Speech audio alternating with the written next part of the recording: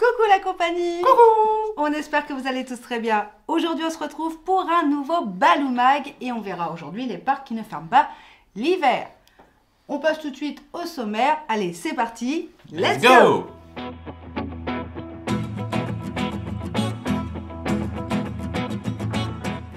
Cette vidéo sera séparée en 4 parties. La première partie sera dédiée aux parcs d'attractions qui sont ouverts tout l'hiver 2023-2024 en France et en Europe. En deuxième partie, nous verrons les raisons potentielles pourquoi les parcs d'attractions sont fermés en période hivernale. On fera une mise à jour également sur les recharges des voitures électriques à Disneyland Paris. On va voir ce que met le parc en place pour vous. Enfin, nous répondrons à vos questions dans les différents commentaires. Ou alors sur les autres réseaux sociaux. Allez, on attaque avec la première partie, les parcs qui restent ouverts en hiver. Avant toute chose, je vous invite à vous abonner et activer la petite cloche pour recevoir toutes les notifications des prochaines vidéos et à liker cette vidéo. Allez, je te laisse la parole, c'est toi qui lance le premier parc. Et bien, on va parler du jardin d'acclimatation. Vous pourrez y fêter le festival Dragons et Lanternes du 15 décembre 2023 au 24 février 2024. Inédit en Europe avec la collaboration du jardin de Shanghai Yuyuan. Pour fêter le nouvel an lunaire.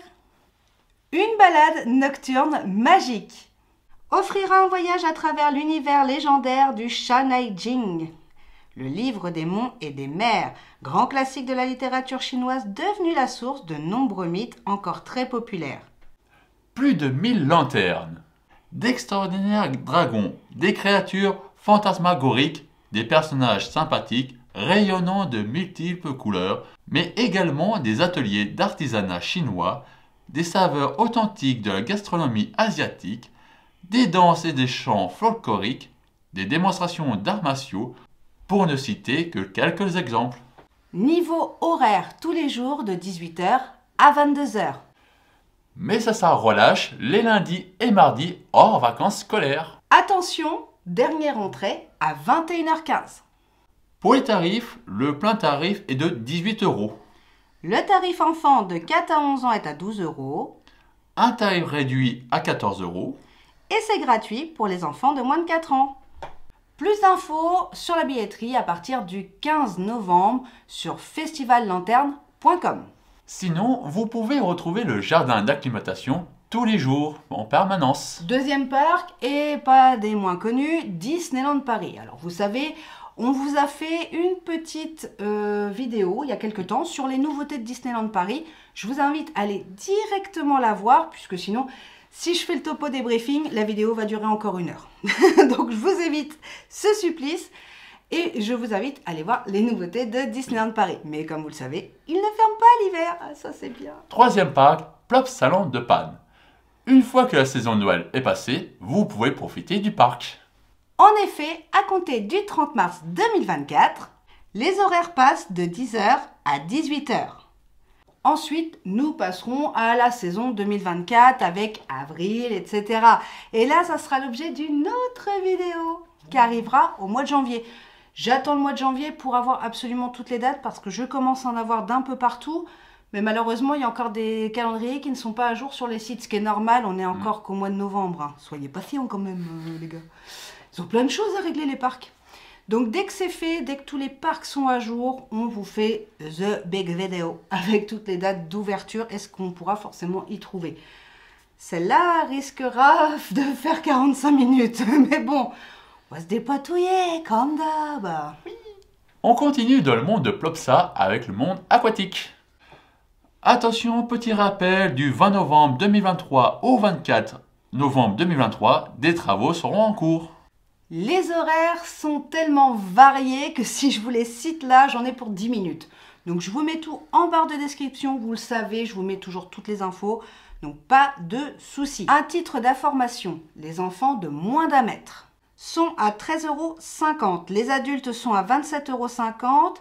Et pour les personnes PMR et autres tarifs spéciaux, là c'est direction barre de description parce que je vous avoue que ça serait beaucoup trop long. Du coup, pour toi, c'est pas très cher le tarif? Oh, Oh! moi je fais plus d'1 mètre, hein. Ah bon? Je sais, c'est pas flagrant. Quoi? Les bras levés? Ça marche? Oui. Non? Oui, il faut vraiment que tu aies les bras levés. Mauvais. Cinquième parc, Efteling. Ce parc, situé aux Pays-Bas, est ouvert toute l'année.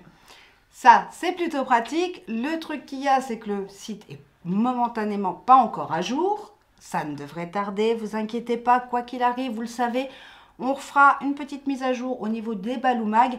Et bien évidemment, dès que j'ai les infos, déjà cette barre de description sera mise à jour, bien évidemment.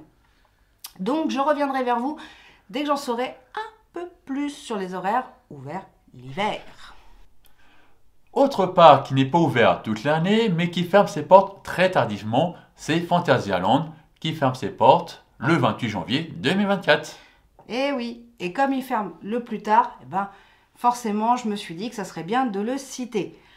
Autre exemple de parc qui, lui, ouvre plutôt que les autres, c'est le Futuroscope. Parce que, mine de rien, il ouvre en février, le copain. Donc, il va arriver très très vite. Tous les parcs que j'ai pu voir, soit le calendrier n'est absolument pas à jour pour les dates de réouverture, soit n'est pas communiqué. Et là, pour le coup, ce sont les sites où on est sûr à tout prix que ça sera ouvert l'hiver. Vous voyez, ça fait pas très très lourd sur la totalité. Non. Cependant, on peut comprendre. Mais ça ne s'arrête pas au parc d'attractions. Et non, parce qu'il y a aussi d'autres parcs, tels que les parcs animaliers, les zoos. Allez, on vous dresse la liste tout de suite. Premier zoo qu'on va vous présenter, le zoo de Beauval. Le zoo de Beauval est ouvert tous les jours de l'année, de 9 h à la tombée de la nuit. Du lundi au dimanche, jour férié inclus. Les horaires d'hiver ne sont pas encore actualisés. Le zoo de Thoiry reste également ouvert. D'ailleurs, vous pourrez profiter des lumières sauvages, déjà depuis le 29 octobre 2023 au 10 mars 2024 pour la 6e année consécutive. Il y a différents tarifs comprenant le safari et les lumières sauvages à partir de 25 € par adulte et 20 € par enfant de 3 à 11 ans. Le second tarif correspond uniquement aux lumières sauvages de 17 h à 20 h, dernier accès 19 h 15. Attention toutefois parce que le nombre de places y est limité, donc pensez à réserver en avance. Le zoo d'Amnéville est ouvert tous les jours, toute l'année. Il est donc possible de s'y rendre en hiver et au mois de janvier. La ferme aux crocodiles est un espace animalier dédié aux alligators et autres sauriens dont la majorité de l'espace est en intérieur. Ce parc est donc ouvert toute l'année et se visite également en janvier. Mais il y a d'autres zoos et aussi des aquariums. Le zoo de la Palmyre est ouvert tous les jours de l'année. Le zoo de Mulhouse est ouvert tous les jours de l'année, y compris les jours fériés, donc aussi cet hiver. Le zoo de Lyon. La réserve africaine de Sigan est ouverte tous les jours de l'année. L'aquarium de Paris est ouvert également. Sea Life Paris, autre aquarium près de Paris, vers Disney, est ouvert toute l'année. Le Sea Aquarium du Grau du Roi. L'aquarium de Lyon, ouvert en janvier et toute l'année. Le musée océanographique de Monaco est également ouvert. Vous avez vu, la plupart des parcs d'attractions se ferment, bien évidemment. Mais pourquoi? Et pourquoi?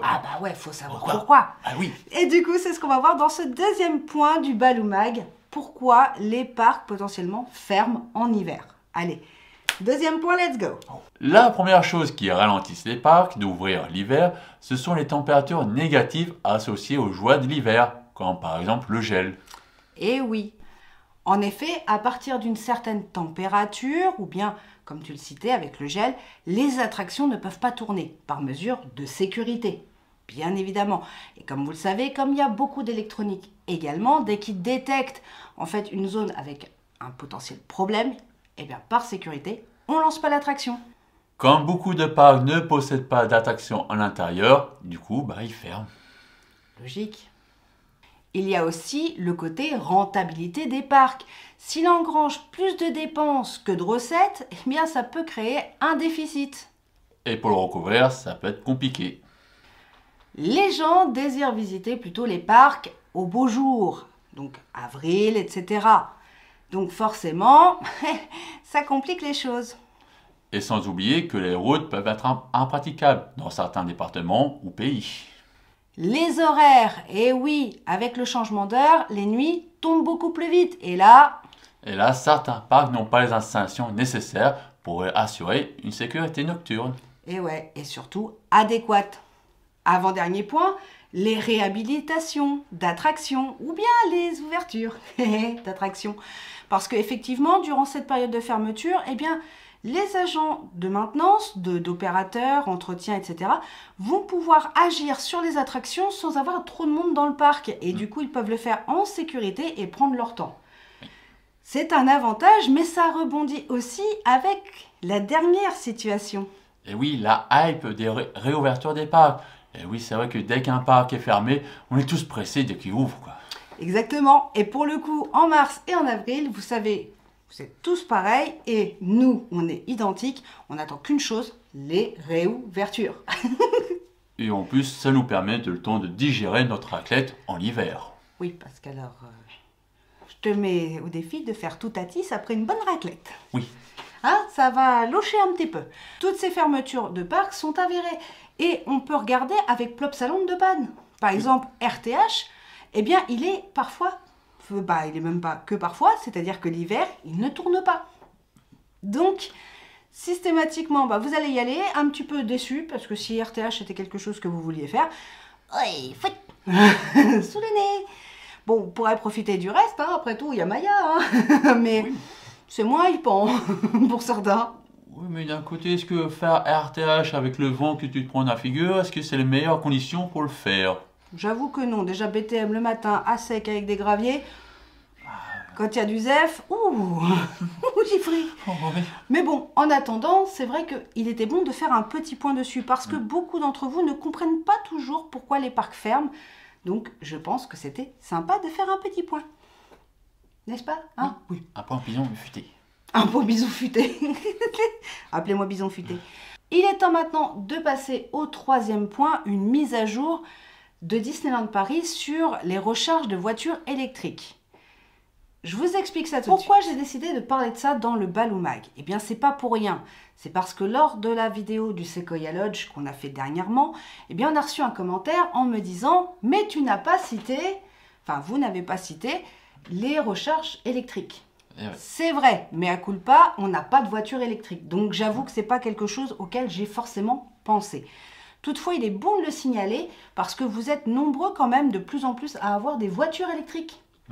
Et Disney met en place pas mal de services et du coup, j'ai décidé de faire ce petit point.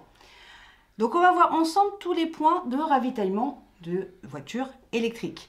Alors, je l'ai fait avec ChargeMap, qui est un site tout bêtement qui répertorie un petit peu tous les endroits, j'allais dire les stations, mais non pas vraiment, mais voilà, les recharges.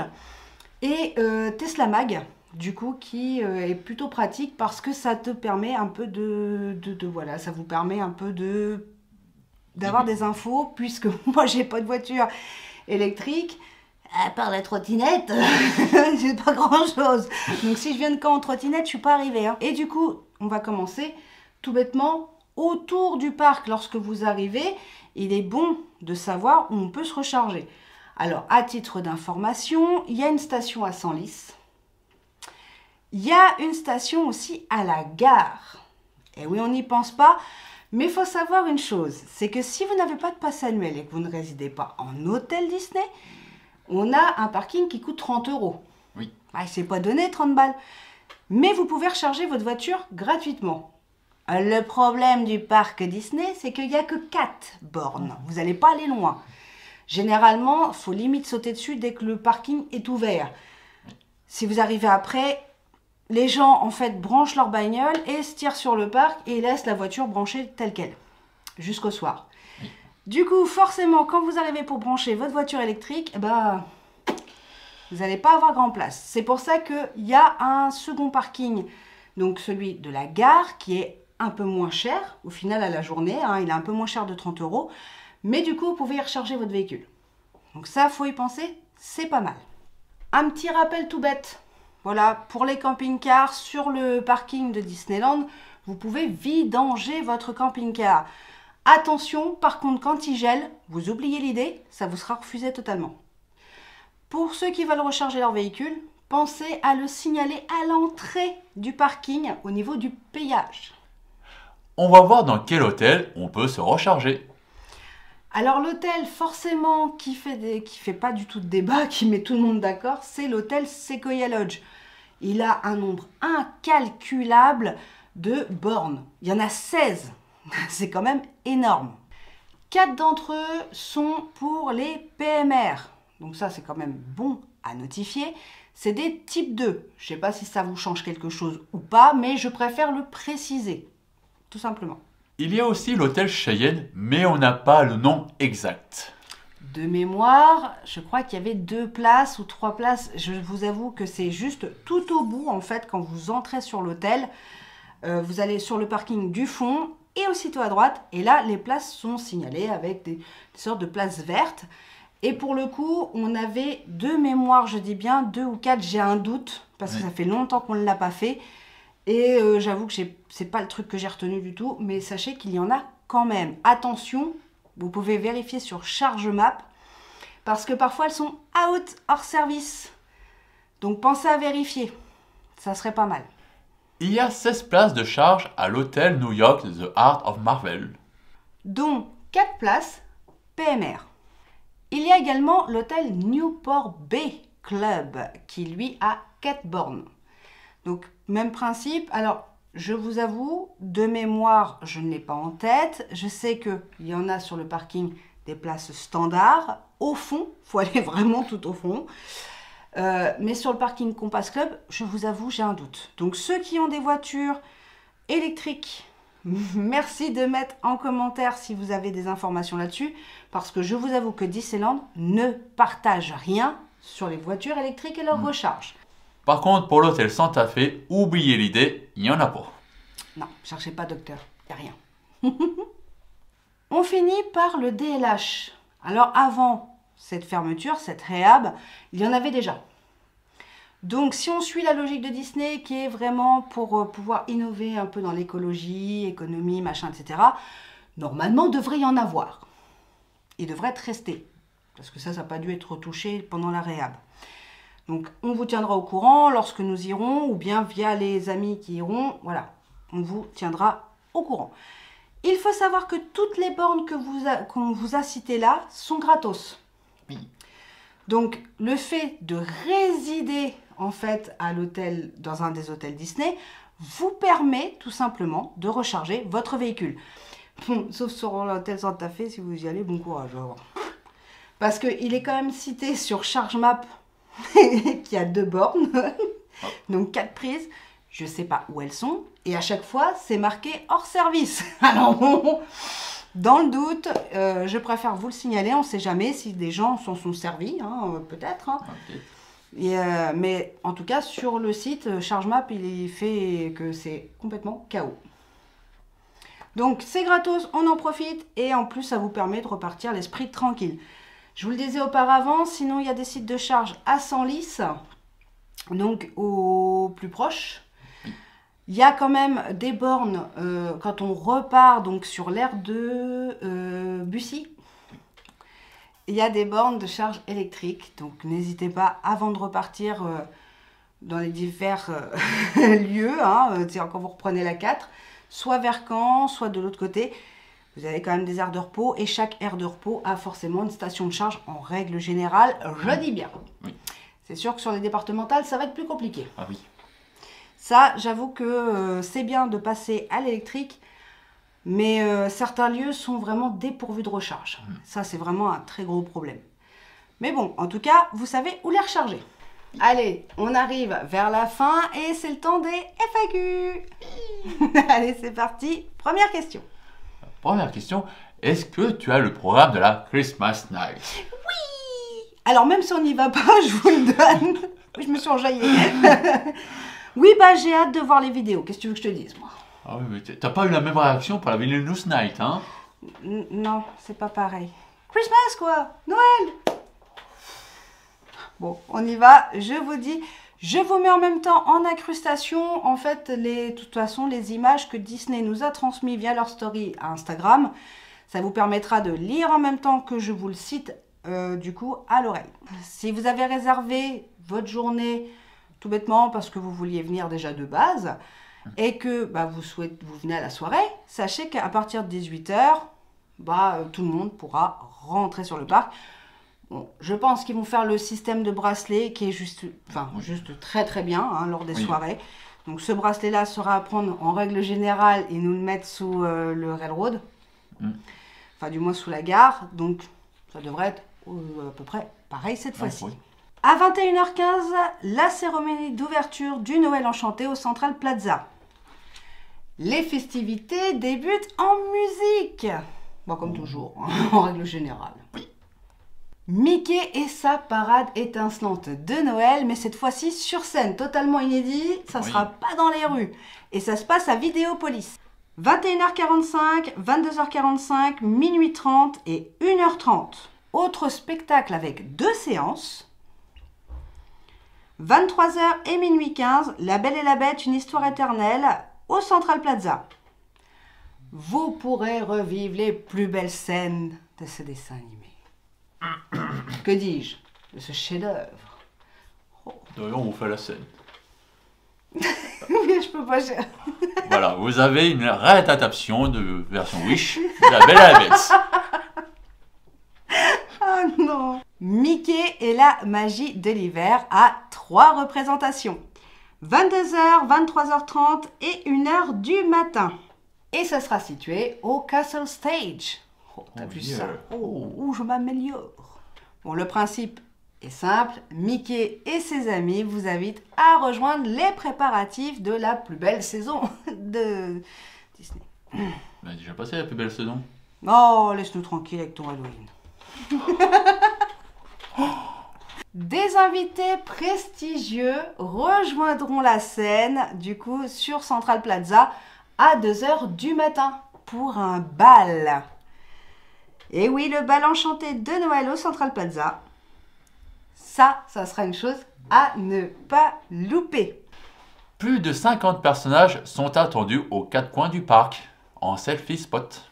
Alors, pour ceux qui n'aiment pas les personnages, qui n'aiment pas les spectacles, il y a des attractions, Oui. Et oui, alors je vous fais pas la liste, je vous le mets en incrustation à l'heure actuelle à l'écran, mais c'est vrai qu'il y a beaucoup d'attractions ouvertes. Oui. Alors on va faire un petit point restauration, parce que c'est tout bête, mais pour le coup, le point resto, ça serait bien d'y penser. Oui. Parce que c'est beau les spectacles, mais ça nourrit pas. Bah oui, faut bien se nourrir. Donc je vous fais le listing. Le Hakuna Matata ferme à 22 h. Le Colonel Atis ferme à 23 h 30. La Casa des Cocos ferme à minuit. Le Café Hyperion ferme à 1 h 30. Le Cable Car Bake Shop ferme à 1 h 30. Et enfin, Market House Deli ou Delicatessen qui ferme à 2 h. Donc, de quoi se restaurer et honnêtement se faire plaisir tout le long de la soirée. C'est vrai que c'est pas mal parce que d'habitude, les restaurants, limite à 20 h, t'allais qu'à Hyperion en général ou Delicatessen.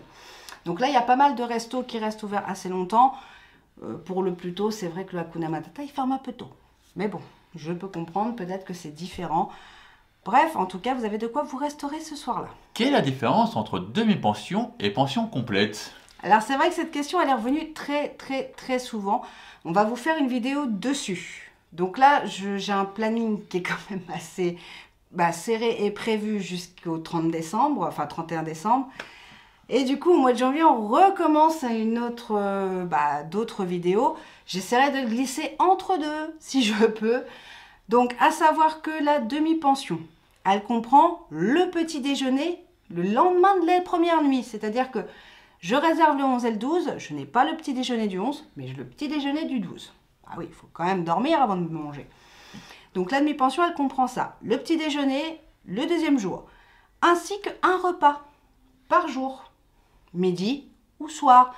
Alors que la pension complète, eh bien, elle comprend le petit déjeuner du lendemain et 2 repas, midi et soir.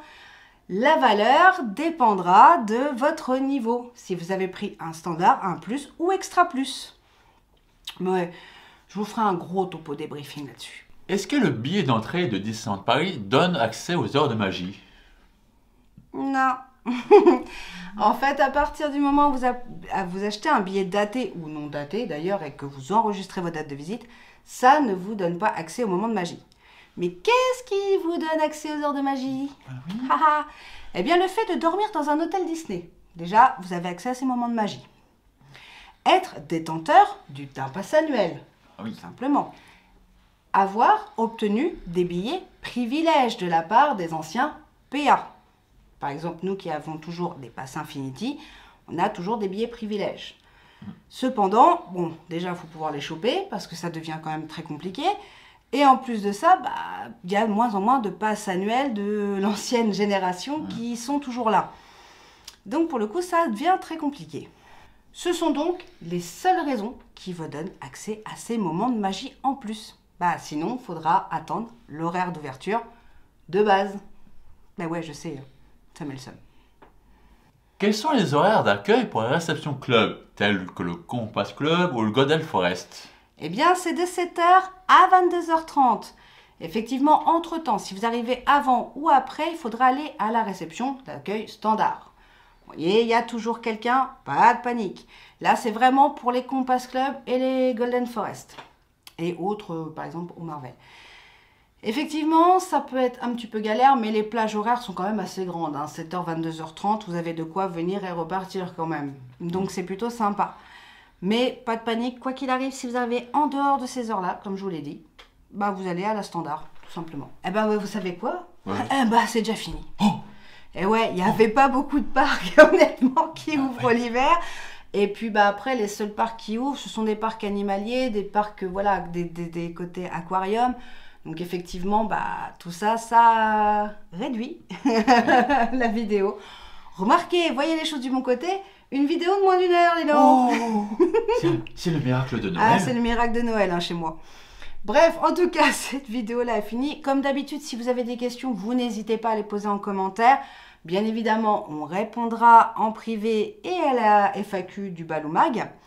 On se retrouve vendredi pour notre coup de cœur merch de Noël à Disneyland Paris directement, puisqu'on tournera cette vidéo le matin et elle sortira dans l'après-midi. Alors, je vous donne pas d'heure, parce que ça va dépendre de l'export. Ouais.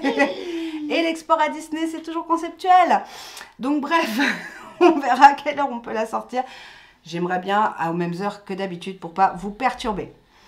Dimanche, sortira le vlog de la saison de Noël. En fait, le premier jour de la saison de Noël, comme nous y sommes samedi, sortira dimanche parce que, mine de rien, c'est qu'on en a quelques-unes des vidéos à tourner pour vous. Parce qu'après, on ne revient pas avant facilement soit fin janvier, soit février. Donc, j'ai envie de vous dire, il y a le calendrier de l'Avent en plus qui va être à préparer avant que bébé n'arrive. On va réussir quand même à profiter, pas de panique, c'est quand même nous, Oui. Franchement, on va pas se prendre la tête. Et c'est pas mon délire et ma cam du tout. La chance, vous savez que c'est ma saison préférée de Disney. Donc honnêtement, voilà. Je vous avoue que je vais craquer pour certains objets que je vais voir, que vous verrez dans le merch. Alors, message du banquier. Calme-toi. Calme-toi. C'est pas parce que c'est Noël qu'il faut que ton compte soit rouge, Il n'y a que le Père Noël qui reste rouge. Non, laisse le Père Noël rouge, mais pas ton compte en banque. C'est le message du banquier qui m'a dit. Bon, juste. Par contre, il veut bien qu'il soit en vert. Ça, il veut bien. Oui, tu m'étonnes. Il ne doit pas y être souvent, le pauvre. En tout cas, nous, on se retrouve, comme j'ai dit, vendredi et dimanche. En attendant, on vous fait de gros poutou. Oui.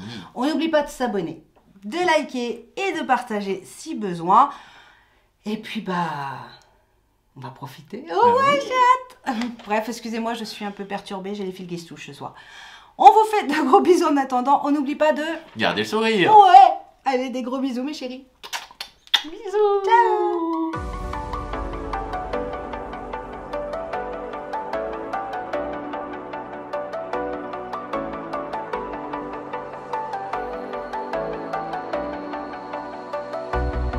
As the leaves start falling down and the shadows above the town